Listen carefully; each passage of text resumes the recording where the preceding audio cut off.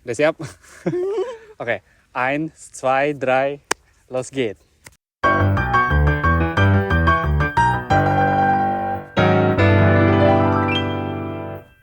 Halo semua, selamat datang di Studcast, podcast by PPI Stuttgart. Nah, di episode ketiga ini kita kedatangan satu narasumber yang yang baru. Dia itu punya pengalaman menarik di bidang au pair. Buat teman-teman yang nggak tahu, kita langsung aja perkenalin narasumbernya. Halo. Halo, nama aku Rina. Aku tahun 2021 pernah menjalankan sebagai au pair. 2021 au pair. April. Nah, sebelumnya coba perkenalin dulu di Indo tuh ngambil au pairnya gimana segala macam. Terus kenapa milih au pair sih? Kenapa nggak studi-studi yang lain kayak Ausbildung atau enggak ya pelajaran-pelajaran lain? Ya, jadi dulu waktu lulus SMA, aku ini kan kayak tes biasa sekolah SBM dan lain-lain. Terus habis itu karena bingung mau ngapain, jadi aku ikut kursus bahasa Jerman selama awalnya cuma 6 bulan, dan aku awalnya mau ikut Ausbildung, tapi karena itu ada corona, jadi kayak buat kedutaan dan buat tes bahasa Jerman itu ditutup. Jadi aku ngambil yang lebih mudah, karena dan itu juga buat Ausbildung kan persiapannya harus minimal B1 ya, bahasa Jermannya. Iya. Jadi aku ngambil belajar ngambil yang lebih mudah gitu buat au pair biar cepet berangkat ke Jermannya gitu. Oke. Nah, sebelum lanjut lebih dalam, kita coba flashback ke belakang dulu. Pada saat di Indonesia memutuskan untuk au pair, itu ngambilnya tuh nyarinya dia di mana? Apakah website, apakah agensi atau gimana? Jadi waktu itu aku ikut kursus, terus abis gitu aku dibantuin gitu sama gurunya, kayak ke Jerman tuh programnya nggak cuma ini doang loh, masih ada FShot, ada Ausbildung, ada au pair juga. Nah dari situ aku kayak memutusin buat yaudah aku mau au pair gitu. Oke. Oke, menarik. Terus buat teman-teman yang nggak tahu nih au pair tuh apa sih? Terus sama tugas dan tanggung jawabnya lah, let's say. Apa sih? Jadi au pair itu secara keseluruhan artinya itu kayak pertukar kultur sama keluarga. Nah, tugas dan kayak ngapain ajanya di au pair itu, jadi kayak aku tinggal sama suatu keluarga, di mana satu keluarga ini tinggal di sini gitu. Itu macam-macam sih, ada yang tinggal sama orang dari luar Jerman tapi tinggal di Jerman atau gimana. Cuman kalau misalnya pengalaman aku pribadi, aku tinggal sama keluarga yang dari Jerman. Dulu aku keluarga Gas Familyku, kita manggilnya Gas Family. Gas Family itu apa? Gas Family itu keluarga yang di sini. Oke.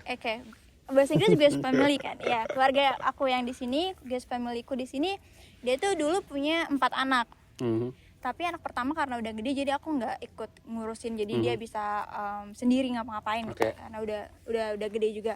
Jadi 3 anak itu tugas aku sebagai au pair itu, pertama kita main sama anak-anaknya, kayak nganter jemput anak dari TK, dari sekolah, dari halte bus. Yang anak kedua itu kan karena udah sekolah, jadi aku cuman anter jemput ke halte bus aja. Terus yang TK juga kayak gitu sama, anter jemput aja. Tapi walaupun 3 anak, tapi aku nggak sendirian. Ada kadang dibantuin sama neneknya yang tinggal di dekat dari situ, atau kadang ada om atau tantenya yang ikut bantuin, atau kadang karena mamahnya kerja shiftan, jadi mamanya kadang ikut bantuin, atau papanya kalau lagi liburan. Jadi nggak benar-benar dilepas sendiri. Tapi awal-awal sebulan pertama itu aku nggak dilepas sama sekali sendirian. Terus beberapa bulan kemudian karena udah deket sama anak-anaknya juga, baru dilepas sendirian, kayak nyiapin sarapan. Tapi sarapannya juga kayak nyiapin roti sama susu doang. Gampang. Iya emang gitu doang. Terus tapi struggle-nya kalau misalnya pas pagi-pagi tuh ngebangunin anak kecil sih, nggak mau bangun gitu. Terus habis gitu nggak mau pakai baju, atau udah disiapin bajunya sama orang tuanya, nggak mau pakai baju yang ini gitu. Itu jam berapa itu biasanya? Anak-anaknya bangun jam 6 sampai jam 7-an. Terus mereka berangkat ke kindergarten jam 8. Kalau buat anak SD busnya udah nungguin jam 7. Jadi oke. Jadi aku nyiapin yang ke bus halte dulu, habis itu baru anak-anak yang ke kindergarten. Kayak dari seminggu itu kira-kira waktu kerjanya tuh berapa lama maksudnya? Aku kerja dari Senin sampai Jumat. Dari kalau misalnya ada orang tuanya, kadang aku kerjanya nggak mulai dari pagi, dari jam 10, dan jam 10 itu aku cuman beres-beres rumah doang.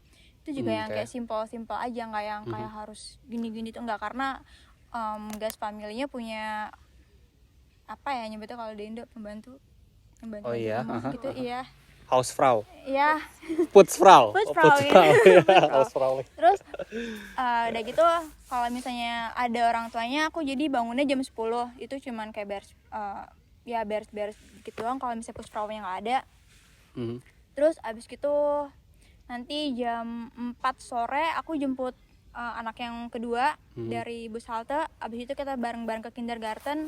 Jadi mereka main di kindergarten, balik lagi ke rumah makan malam, udah kayak gitu. Oke, berarti lebih benar-benar kayak nemenin anaknya pada saat keluar rumah, terus pada saat mau pulang ke rumah juga harus tetap kita menjaga gitu ya. Benar-benar. Sebenarnya aku penasaran sih, kira-kira ada batasan usia nggak sih pada saat mau apply jadi au pair? Atau sependek yang aku tahu itu kalau nggak salah dari umur 18 tahun 20 ya 18 tahunan sampai 26 tahun. 18 sampai 26 tahun. Yep. Oke. Kayak harus udah bisa sendiri tuh, udah bisa au pair gitu. Di 1 tahun itu kira-kira kamu tahu nggak sih kayak di bulan-bulan apa pendaftaran au pair tuh dibuka? Bukan. Atau bisa kapan enaknya aja kapan? Bisa kapan aja. Dari Indonesia bisa? Bisa kapan aja. Karena dia tergantung keluarganya kapan butuh au pair gitu.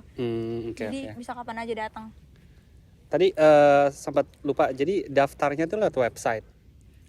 Jadi gini, kalau misalnya aku akan dari kursus dulu, terus jadi dibantuin gitu sama tempat kursus aku. Dan di Jerman itu ada agensi buat au pair juga yang nyariin keluarga-keluarga gitu. Tapi ada juga websitenya, dan bisa daftar juga lewat website. Website apa kalau boleh tahu? Aupair.de ada banyak sebenarnya. Jadi ada aupair.de, ada aku lupa ada lagi, cuman itu yang paling terkenal itu. Jadi bisa dari website.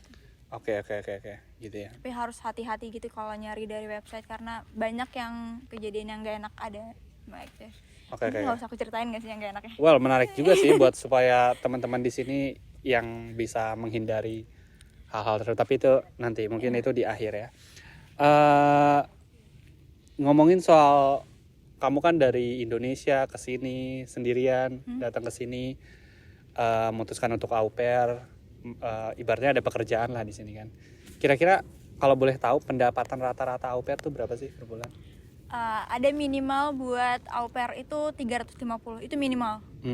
Itu minimal, dan buat Krankenversicherung kayak asuransi kesehatan tuh harus dibayarin sama Gus family-nya.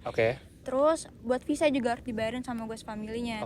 Dan buat kursus bahasa Jerman itu tergantung kontrak sih. Ada yang dibayarin sama keluarganya, ada juga yang kayak setengah-setengah, ada juga yang bayar sendiri. Itu kita harus teliti baca kontrak. Masing-masing beda ya, ada kontrak-kontrak yang lain. Jadi intinya kalau misalnya banyak yang ditanggung oleh guest family, berarti 350 itu bersih dong ya? Yep. Sebulan ya? Iya. Oke. Dan itu minimal. Minimal ya? Oke, menarik tuh 350. Kalau dirupain berapa? 5 jutaan. 5 juta. 5 juta. 16 3,2. Iya, sekarang berapa? Bisa jadi ya, benar-benar. 5 juta. 5 juta lumayan. Ya, udah tempat tinggalnya udah ada. Bayarin. Terus asuransi dibayarin, bener, makan nggak perlu mikir. Bener. Dan bisa bertukar culture juga gitu kan. Ya, dan kadang liburan dibayarin. Aku liburan dibayarin. Liburan kemana kalau boleh tahu? Tahu nggak? Aku waktu itu pernah liburan 3 minggu kalau nggak salah, liburan autumn ke Sardinian tuh Italia. Oh, oke. Pulau di Italia. Wow, seru. Sebenarnya dibayarin. Atau enggak ke situ doang, kadang karena anaknya liburan ya mau nggak mau aku ikut dong, karena aku nemenin anaknya. Iya. That's really nice. Tadi kan uang saku udah ya.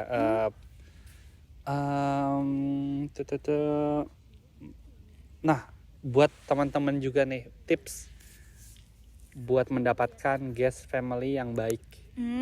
Itu kayak gimana sih? Yang pertama tuh kalau bisa cari dari agensi Jerman. Itu banyak banget agensi di Jerman yang jadi agensinya yang nyariin keluarga di Jerman, terus mereka yang menghubungi keluarga dengan calon au pair. Kalau aku kasusnya aku kayak gitu. Ada agensi yang kamu tahu itu bagus nggak? Contohnya? Aku tahu Fair Pair. Aku soalnya dari situ, Fair Pair namanya. Fair Pair bisa cari di Facebook. FAIR Pair gitu. Dan itu ada juga yang lain-lain, cuman aku lupa namanya apa. Terus jadi dia menghubungi apa sih, calon au pair sama keluarganya. Kalau misalnya kita dapat CV keluarganya juga kayak gimana, kita baca. Terus kalau misalnya merasa nggak cocok, itu nanti bisa dicariin lagi sama agensinya. Aku sampai 2 kali atau 3 kali ganti keluarga karena aku merasa nggak cocok sama mereka. Terus kalau misalnya cari sendiri, itu yang pertama bisa cari dari Facebook. Dari Facebook banyak banget grup-grupnya. Terus dari website juga ada yang aku sebutin aupair.de. Terus masih banyak website lainnya. Terus kalau misalnya udah nemu keluarganya apa, cari lagi di Facebook karena Facebook tuh kayak sumber. Maksudnya cari di Facebook, cari itunya apa? Guest family-nya kayak gimana? Iya benar, kadang bisa aja cari namanya, nama guest mamanya gitu, siapa. Asli apa enggak ya, iya, palsu apa enggak ya. Karena tuh kadang ada yang kayak suka cerita-cerita gitu, kayak pernah diapain gitu. Dan itu bisa banget cari di Facebook. Oke, menarik. So, ya lebih teliti, lebih dalam lagi sih background dari family-nya ya. Berarti gitu, oke. Ngomongin soal dokumen ya. Dokumen apa sih yang penting ketika kita mau apply au pair? Pertama itu ada ini the Zeugnis, the sertifikat Jerman. Minimal A1. A1. Terus abis gitu udah pasti kayak dokumen-dokumen dari keluarganya. Itu udah pasti banget. Dokumen dari keluarganya contohnya apa? Contohnya kayak CV keluarganya. Jadi kalau ya kayak gimana keluarganya. Terus abis gitu kadang kedutaan tuh perlu juga KTP keluarga, Aufenthaltstitelnya keluarga. KTP keluarga, oke. Terus ada juga kalau dari aku itu di website kedutaan itu kan ada kayak list apa aja yang perlu, dan itu harus di-download dan diisi gitu, dan harus ditandatanganin juga. Kalau dulu tuh boleh di-scan, jadi keluarga yang di sini bisa nge-scan dan tinggal kirim email aja. Iya. Tapi sekarang tahu aku peraturannya harus dikirim, jadi harus yang cap basah gitu loh. Oke. Harus cap basah, dan harus ada asuransinya juga udah dituin dari keluargaku di sini. Jadi nyampe sini tuh keluargaku udah nggak perlu mikirin asuransinya apa. Berarti asuransi itu harus sudah dibuat atau diproses sebelum kamu ke Jerman. Betul. Itu lumayan juga ya. Ya, itu tugasnya Gas Family. Jadi ada beberapa dokumen yang Gas Family yang kerjain. Yang dokumen yang aku kerjain, seingat aku tuh itu ada di websitenya kedutaan Diplo Jakarta Jerman itu. Terus aku tinggal ngisi. Kalau misalnya ada yang perlu ditantanganin sama itu, aku tinggal kirim scanannya. Terus nanti mereka tinggal kirim lewat email, jadi itu lebih gampang. Tapi kalau sekarang harus dikirim, dia harus cap basah gitu. Itu agak ribet ya, dan butuh waktu juga ya. Iya betul. Kamu butuh waktu berapa lama waktu itu? Aku waktu itu dari dapat Gas Family sampai akhirnya berangkat nggak lebih dari sebulan, karena yang nunggu lama tuh keluar visanya, visa buat ke Jerman ya. Oke. Tadi kan udah ngomongin dokumen ya. Sekarang let's say kita pengen tahu soal kualifikasi dari Jermannya sendiri, apa guest family di Jerman, kualifikasi apa yang mereka cari dari au pair di Indonesia sih terutama? Yang mereka cari buat au pairnya. Iya. Mereka sih itu tergantung keluarga masing-masing. Kita nggak banyak yang minta macam-macam ya. Apakah tingginya harus segini, Enggak rambutnya harus panjang? beberapa ada yang kayak nggak boleh pakai kerudung, ada yang kayak gini. Cuman untungnya keluarga aku yang kayak open buat semua. Mau kulit hitam, mau apa, itu bebas. Aku Muslim sendiri, dan keluarga aku kayak selalu misahin masakannya gitu. Mereka masakin buat aku sendiri, yang tanpa babi dan lain-lain. Selalu dipisahin. Dan kalau liburan pun yang lain pakai babi, aku selalu dipisahin buat diriku sendiri. Jadi nggak ada kualifikasi yang khusus banget gitu, kecuali emang kayak itu dari masing-masing keluarganya mau kayak gimana gitu. Ini menarik nih, karena kamu sebagai seorang Muslim tinggal di satu guest family yang non Muslim, dan guest family-nya itu kayak respect kamu juga, coba kayak gimana ya, memisahkan lah mana yang babi, mana yang nggak babi. Kalau dari perasaan kamu sendiri, apa sih yang kondisi kamu yang pada saat itu bersama dengan guest family yang non muslim, gimana perasaan kamu? Tapi aku sejauh aku au pair, aku nggak pernah merasa kayak aku tersingkirkan sih. Karena aku bilang guest family aku baik banget. Terus nggak pernah diituin kayak waktu sholat ya sholat gitu. Terus iya, kalau waktu Ramadan pun aku dimasakin. Oh iya. Khusus kayak puasa juga? Iya. Oh, oke. Aku dimasakin. Tapi mereka mengerti tentang puasa? Iya, aku jelasin sih awalnya kenapa gitu kayak Ramadan gini-gini, dan waktu ada Idul Fitri aku dibolehin buat liburan, ngambil liburan kayak gitu-gitu. Oke. Menarik. Nah, ngomongin soal liburan nih, setahun tuh kontrak au pair tuh berapa lama sih? Iya, setahun. Setahun? Itu udah maksimal, nggak boleh diperpanjang lagi. Nggak boleh diperpanjang? Nggak boleh. Lah terus habis ini agak kemana-mana nih. Tapi penasaran sih. Maksudnya setelah au pair 1 tahun, apakah kamu nyari au pair lagi apa gimana? Kalau misalnya mau nyari au pair lagi tuh bisa, yang sependek yang aku tahu bisa, tapi keluar dari Jerman. Keluar Jadi dari Jerman? kayak Austria, Switzerland, kayak gitu-gitu. Nggak boleh di Jerman lagi? Nggak boleh di Jerman. Cuma gimana cara dapetin visanya coba kalau misalnya itu dari ketentuannya harus setahun dong. Oke. Tapi visa yang kamu dapat dari kedutaan setahun? Aku dapat awal 3 bulan visa Schengen doang. Terus diperpanjang, GFQ yang bayar buat setahun. Oh, berarti total 1 tahun 3 bulan? Enggak, berarti buat berapa dong? 9. Oh iya, 9 ya, Iya, 9 bulan. kan 9 bulan. Oh, oke. Berarti yang kembali ke pertanyaan awal, berarti guest family nggak terlalu dia pokoknya cari, of course mereka pasti scanning CV kamu kan, ngelihat apakah nih orang ini bener nih ada apa enggak segala macam. So jadi nggak ada kualifikasi yang kayak wajib atau yang pokoknya harus gini. Dan bahasa juga minimal A1 juga kan. Toh juga kamu di interview juga kan sama guest family-nya kan? Betul. Aku sebelum berangkat juga kita ada video call. Pakai bahasa Jerman? Pakai bahasa Jerman. Pakai bahasa Jerman, video call kayak jadi keluarga kayak gini.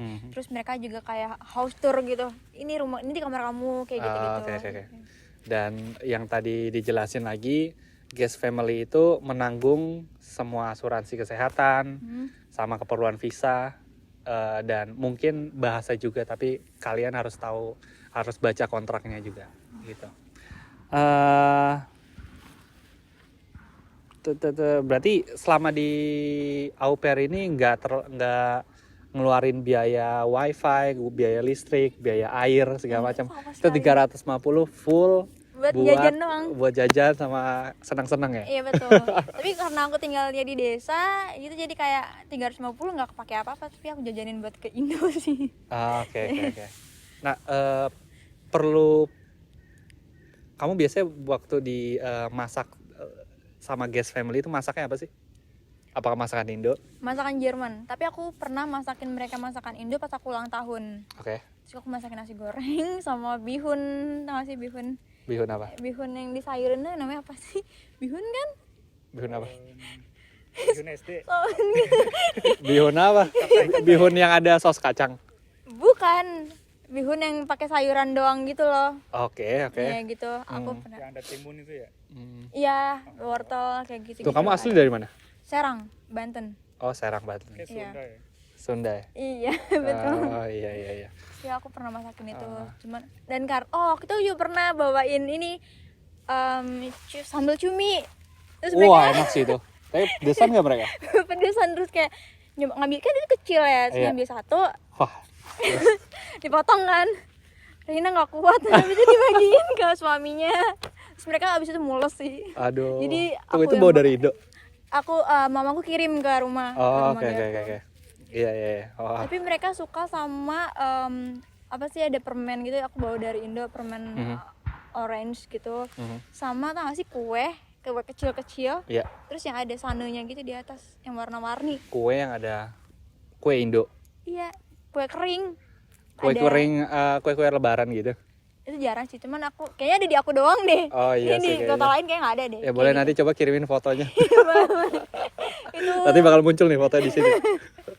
itu mereka suka banget, anak ya sih yang suka. Terus udah. Okay. Menarik. Nah, tadi kan yang seru-serunya kan gimana gajinya berapa, terus semuanya ditanggung. Nah, selama kamu au pair itu kira-kira ada kesulitan nggak sih menjalani au pair? Mungkin karena aku dulu tinggal di desa dan bosnya tuh datang tuh tiap 2 jam sekali. Jadi kalau misalnya aku jarang banget keluar. Kalau misalnya kan libur setiap Sabtu Minggu. Jadi Sabtu Minggu aku lebih banyak di rumah atau ikut main sama keluarganya. Kayak main ke kinder atau ke Spielplatz atau makan bareng sama keluarga gitu. Paling kesusahannya itu doang. Jadi aku dulu tahun itu jarang banget ketemu sama. Jadi kalau misalnya homesick ya udah sendirian. Nggak ada yang bisa kayak sekarang gitu kan. Diajak ngobrol bahasa Indo kayak atau makan makanan Indo. Aku cuma pernah liburan itu pas Idul Fitri doang dan itu makanan Indo dan aku senang banget. Di mana? Kamu ke Indo atau? Enggak, Bang, kita ke ada kolega apa ya namanya nyebutnya? Teman. Aku kenal gitu orang. Aku nyebut teteh ya. Jadi kayak ada aku kenal sama orang terus aku main sama mereka. Terus makan rendang kayak gitu. Itu pertama kalinya banget aku. Menarik sih. Karena kita sebagai kayak perantau nih ketemu masakan Indo tuh kayak udah happy banget sih, parah. Udah kayak surga dunia. Makanya aku tuh setiap pulang tuh selalu kayak manfaatin waktu gimana cara aku bisa makan semuanya. Aku ngelis semuanya harus aku makan di liburan itu. Benar. Tapi kamu belum pernah dapet satu situasi di mana pada saat kamu ke Jerman kamu ngerasa guest family-nya aduh nggak cocok nih mau pindah, tapi pada saat kamu dari Jerman? Itu pernah sih pas awal-awal. Pas awal cuman kayak ngerasa soalnya anak yang terakhir tuh sama sekali nggak mau sama aku. Jadi dia kayak maunya sama mama terus, sedangkan mamanya tuh sibuk, mamanya tuh nggak ada di rumah gitu. Dia mau aku yang harus take care dia gitu kan. Tapi dia nggak mau sama aku, dijemput nggak mau. Dia kalau misalnya aku jemput dia diem di kindergarten, bener-bener nggak mau keluar. Terus akhirnya ada di mana mau nggak mau aku gendong dan dia kayak tantrum gitu kan, jadi nangis gitu. Itu aku sedih banget dan aku pernah juga nangis karena jadi waktu itu disuruh ganti baju anaknya. Tapi dia sama sekali nggak mau aku pegang, bener-bener maunya sama papanya, sama mamanya, sama papanya. Tapi mama papanya kayak enggak, Reina kamu harus belajar, harus bisa belajar sendiri gantiin baju anak aku gitu. Ya udah, aku kan udah sejam tuh didimin, jadi orang tuanya di mana, aku berdua sama anaknya di kamar. Dia sama sekali dia kayak yang teriak-teriak gitu. Udah aku ngituin segala cara, nanti kita main ini, enggak, dia masih nangis gitu. Terus akhirnya aku bilang aku nggak bisa, terus aku ke kamar mandi aku nangis.